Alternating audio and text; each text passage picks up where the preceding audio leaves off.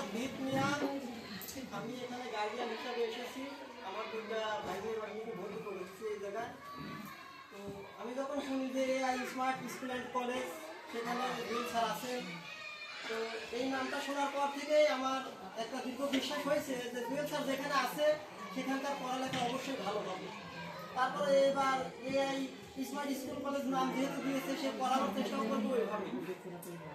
তো এই ক্ষেত্রে আমি ভর্তি করার জন্য সম্মতি অনুযায়ী ভর্তি করাই। আমার ভাগ্নি স্কুল লাইফে কোনোদিন পড়ে নাই, তারা মাদ্রাসা লাইফে পড়ালেখা করছে, কোনোদিন স্কুল লাইফে পড়ালেখা করে নাই। একটা সেভেনে ভর্তি হয়েছে আর একটা ফাইভে ভর্তি হয়েছে, তো এই প্রথম তাদের। তো তারপরেও স্যাররা বলছে যে তোমাদের ছাত্রদেরকে আমরা নিজেরা গড়ে নেব, তারা যেমনই পারবে আমরা নিজেরা গড়ে নেব, এই আশায় ভর্তি করা হয়েছে। তো মাশাআল্লাহ পড়ালেখা করতেছে।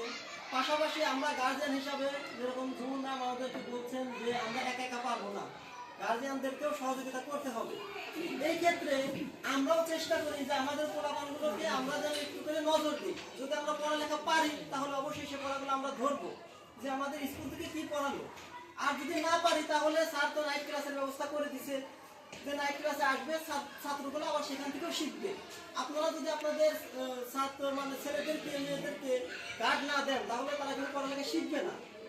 তো এই ক্ষেত্রে আমরাও কি করি, আমাদের ছেলেপেলেদেরকে গার্ড দেওয়ার চেষ্টা করি, পড়াগুলো ধরি যে কী করতেছি। কিন্তু এখানে আমার একটা জিনিস জানার খুবই ইচ্ছা, বা আমার নিজে থেকেই বলতে, যেটা কোনো অভিযোগ না, যেটা হলে ভালো হতো সেটা বলতে চাচ্ছি স্যার।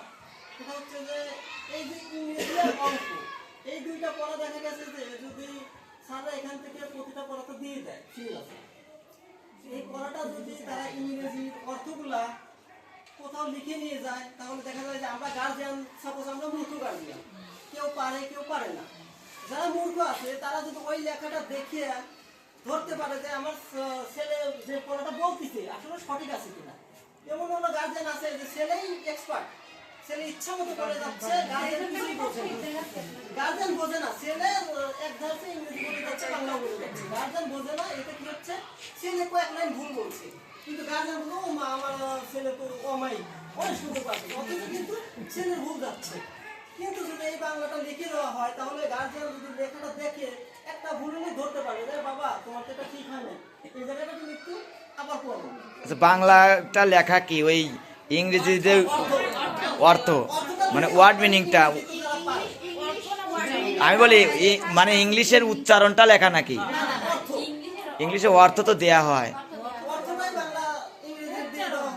না, শব্দ দেওয়া হয়, উচ্চারণও দেওয়া হয়, সিনোনিম দেওয়া হয়, অ্যান্টোনিম দেওয়া হয়।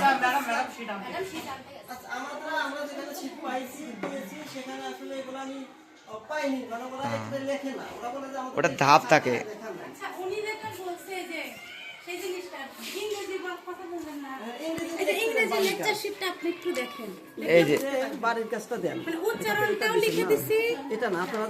বাড়ির কাজ তো আমি বলি আপনার এটা পড়ার ভিত্তিতেই বাড়ির কাজটা দেয়া থাকে। হ্যাঁ, এই যে দেখেন এখানে প্যাসেজ দেয়া আছে, দেখে যান